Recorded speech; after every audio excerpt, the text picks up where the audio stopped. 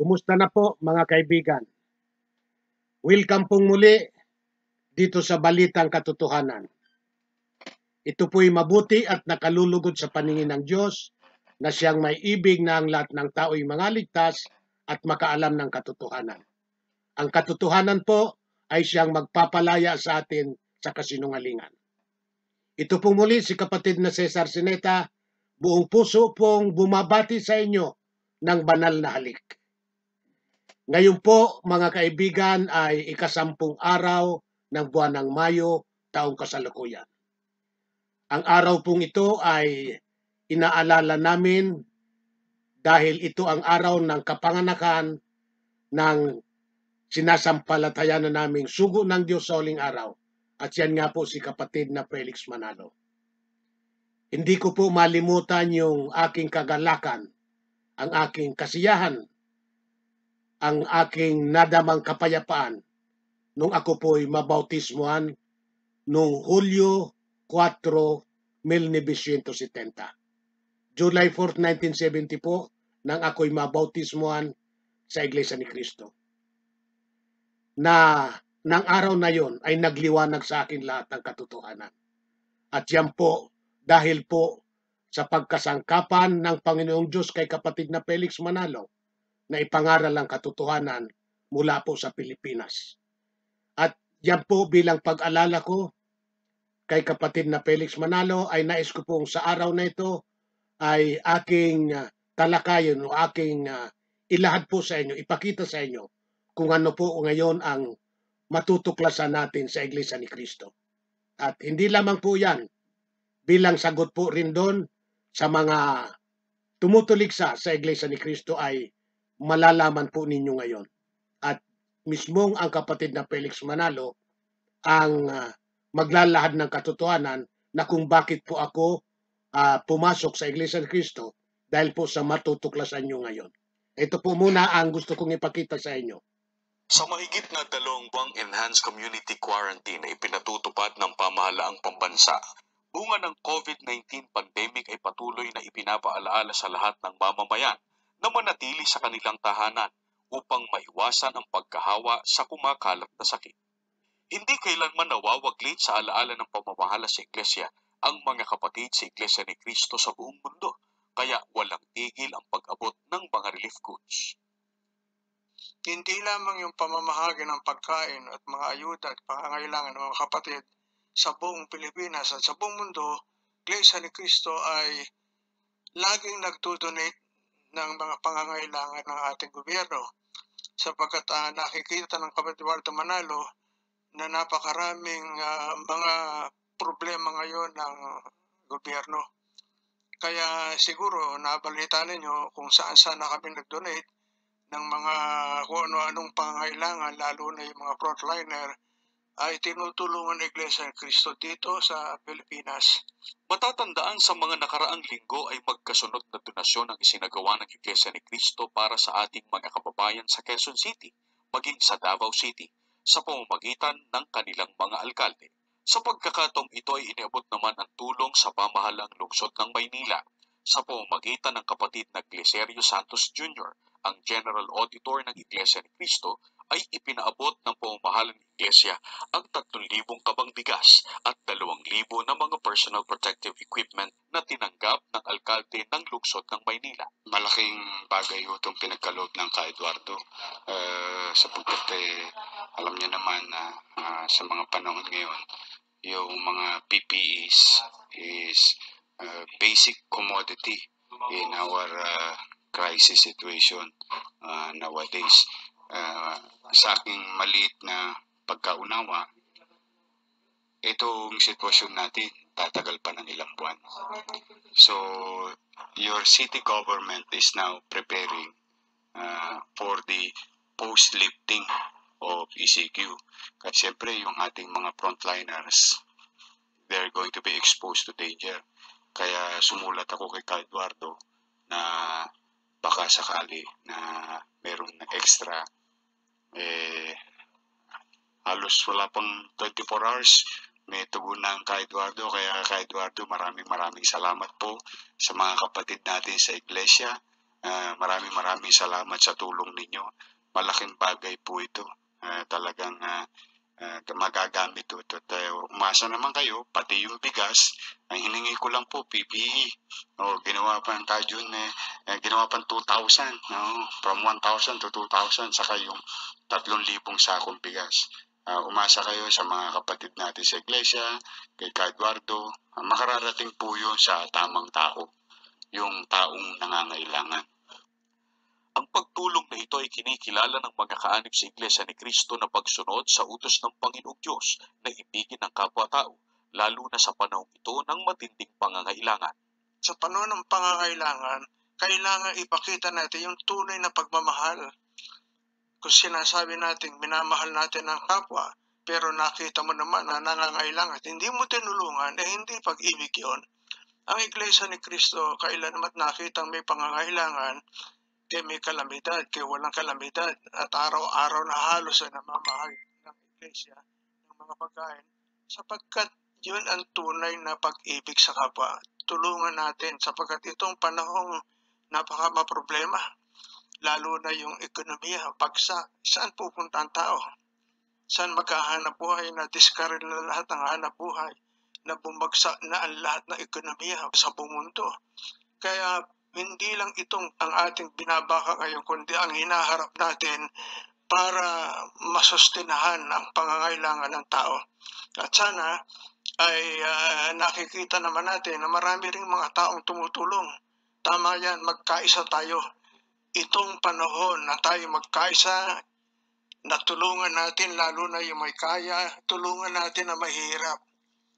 At yan naman nakikita nating tumutugon naman ang marami na ang kapwa niya Pilipino ay tinutulungan. Mabuti yan. At sana pagpalain lahat ang mga tumutulong sa mga mahirap at sana ay patuloy natin itong gawin. Ang isinagawang donasyon sa lungsod ng Maynila ay bahagi lamang ng mga serye ng mga paglingap na isinasagawa ng Iglesia ni Cristo sa iba't ibang panig ng mundo sa panahong ito ng COVID-19 pandemic. Kaya na ating alam, ang kapatid Eduardo Manalo ay 10 taong mahigit ng namamahala sa Iglesia at ka-40 taon ng kanyang ordinasyon. Lahat tayo nakaanib sa Iglesia ni Cristo ay nagpapasalamat sa Diyos sapagkat nakita natin ang pamamahala ng kapatid Eduardo Manalo ay laging kasama niya ang Diyos.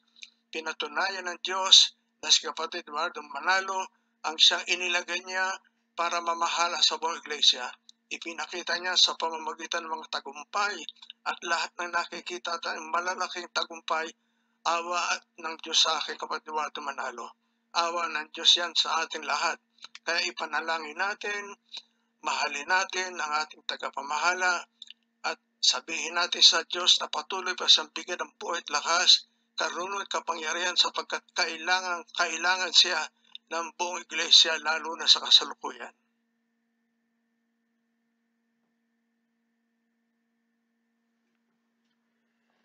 Ayan po mga kaibigan.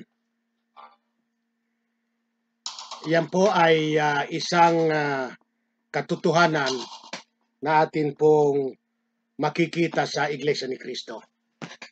Ang tumulong po sa kapwa.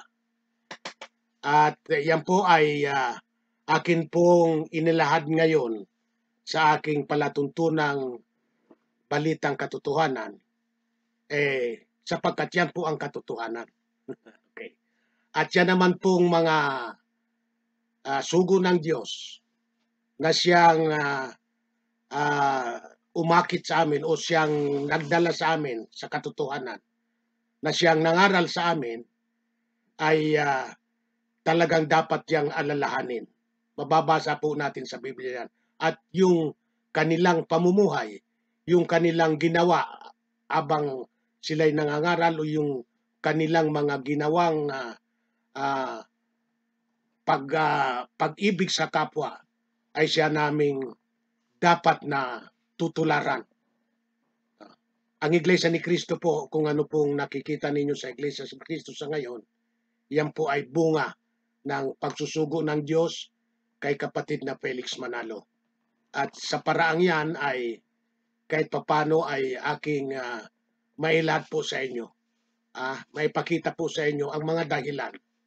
Isa po yan sa dahilan ba't ako nag-iglesia ni Kristo. At yan po ang kaya kayo po inaanyayahan ko na masuriin po ninyo iglesia ni Kristo, lalo na po kayong mga kamag-anak ko. Ano po? Nung ako'y mabautismuhan, halos sa Pilipinas pa lang. At noon nga, kung ako'y usigin nung mga galit sa akin, yung mga naninira sa iglesia, na di yataan niya yung ipinanganak sa Punta Santa Ana ay sinasabi sa inyo na mga maliligtas kayo. Naniniwala ba kayo anyo dyan? Di lalabasan niya sa langit, masyadong maluwag, puro langan niya Pilipino. Yun ang mga pag-uusig sa akin. At gaya rin ang sabi ng tatay ko, maghihirap ka dyan sa Iglesia ni Cristo. Lulukuhin ka lang ni Felix Manalo. Yun ang mga sabi ng tatay ko. Kaya ang sabi ko naman sa tatay ko, kung totoo pa ang Diyos nyo o Diyos ng Katoliko, ay matupad po yung gusto nyong maghirap ako. Pero darating ka ako ang araw, babawiin mong lahat yan. Hanggang sa ako po'y sinusuntok niya, ako'y pinali sa bahay, at ako'y pinasakay sa taxi, habang pasakay sa taxi ay binabatukan po ako sa ulo. Sige, lumayas ka dito. Maghihirap ka dyan. Iglesia ni Manalo. Linuloko ka lang ni Manalo. Yan ang mga sabi ng tatay ko. Pero sa awa at tulong ng Diyos, after 13 years po, ang aking ama ay nabawi nga ang lahat na sinabi niya. Nag-iglesia ni Kristo po. Kaya ang aking mga magulang namatay pong Iglesia ni Kristo. At ang mga dahilan po bakit kami at ako, bakit ang Iglesia ni Kristo ay patuloy na palawak ng palawak, ano po, hanggang sa ngayon po, ay patuloy na nagtatagumpay patungo sa buong mundo. At yan po ang gusto kong ilahad sa inyo ngayon. Hindi lamang po yung mga pagtulong sapagkat yan po'y katotohanan na ginaganap ng Iglesia ni Cristo. At dyan po napupunta ang aming abuloy. Kaya po kami bukas ang aming mga palad na mag-abuloy dahil po dyan sa paglingap sa mga taong nangangailangan ng tulong, sa pagpapatayo ng aming bahay-sambahan. Yan po ang talagang kinapupunta ng aming abuloy. Bago po kayo umanib sa iglesia, ay malalaman nyo po yan kung bakit mag-aabuloy. Wala pong nag-iiglesia ni Kristo na hindi alam yung iglesia ni Kristo. Kaya yun pong naninira sa iglesia ni Kristo na kami raw ay panatiko, kami raw ay kulto. Hindi po totoo yun.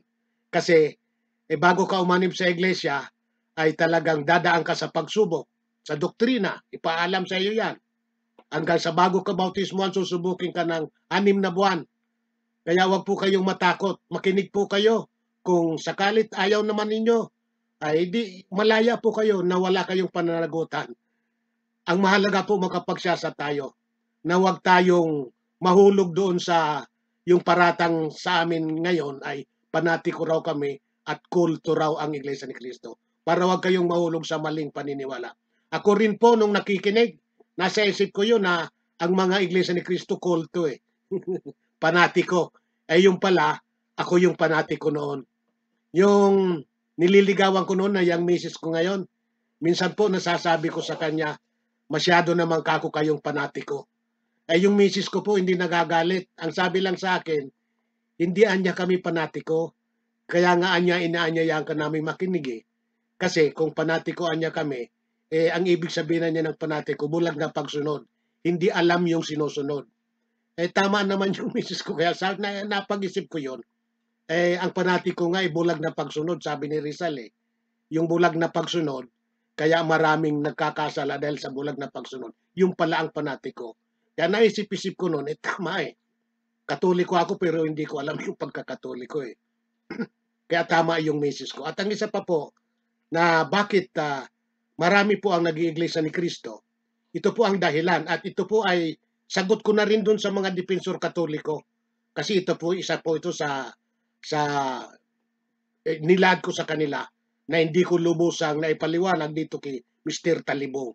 Isasama ko na po ito sapagkat ito po ang dahilan bakit ako nag-iglesia ni Kristo, bakit maraming nag-iglesia ni Kristo dahil po dito. Ano po ito? Pakinggan po ninyo.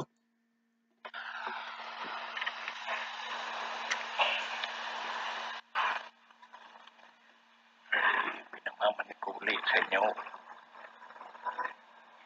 na unawain at pakinggan at suriin at timbangin na mabuti itong ating leksyon. Ang ikakikilala doon sa magsasagawa ng pagtalikod sa aral na itinuro ng ating Panginoon Kristo sa mga apostol. Ito ay totoong mahalaga sapagkat sa pamamagitan ng pag-aaral na yan, mauunawaan natin kung meron ngang tumalikod sa aral na itinuro ng ating Panginoon Kristo sa mga apostol. Kung ang magpapaliwanag ng mga suliraning ating pag-aaralan, ako, walang kabuuan. At ako ay hindi dapat ninyo bigyan ng kalaga o paniwalaan dahil sa ang pinag-uusapan natin ay relisyon. Ang kailangang magsalita ng pagtuturo ng religiyon ang mga tao na mayroong autoridad sa Diyos.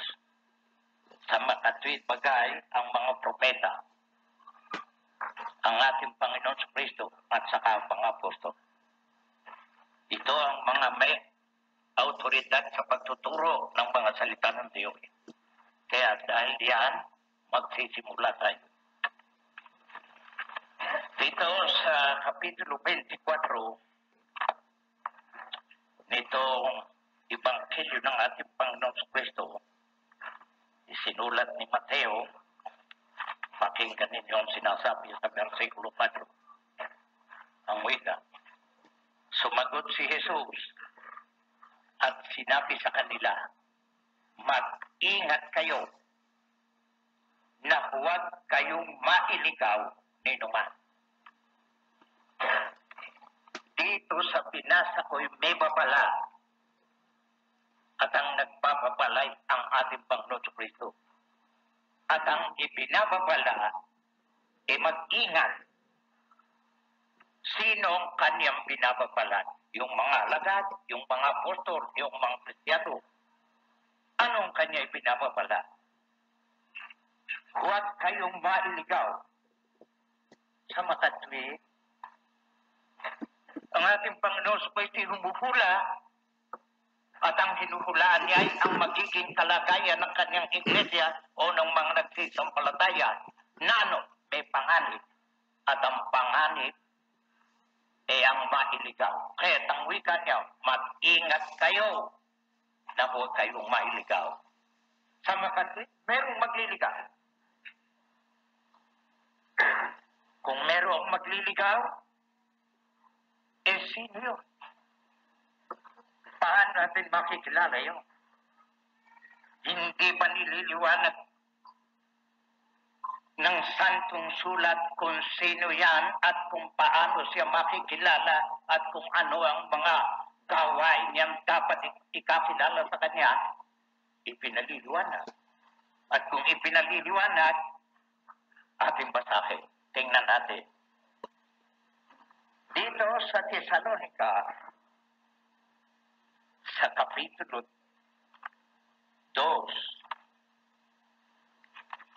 ikalawang sulat ni Pablo sa Thessalonica sa Kapitulo 3 at versikulo 3 hanggang 4, pakinggan ninyo. Huwag kayong padaya kanginuman. Babala na naman ang nagbabalay ang apostol. Ang apostol na ito si Pablo. Anong ibinababala? Huwag padaya. Sa makatwid, magkakaroon ng pagdaraya. At sa pagdaraya, wika ni Kristo, ililigaw. sa pananampalatayang itinuro niya. Sino? Yung mga Kristiyano. Ngayon, huwag kayong padaya kang inuman sa anumang paraan, sapagkat ito hindi darating maliban dumating muna ang pagtaliwakas. Ibig sabihin ni pagtalikod. At mahayag ang taong makasalanan, anak sa kapahamakan. Sa makatwid, masamang tao yun. Bakit? Yun ang magsasagawa ng pagtalikod o pagtaliwakas. Saan? Sa aral na itinuro ng ating Panginoon Kristo sa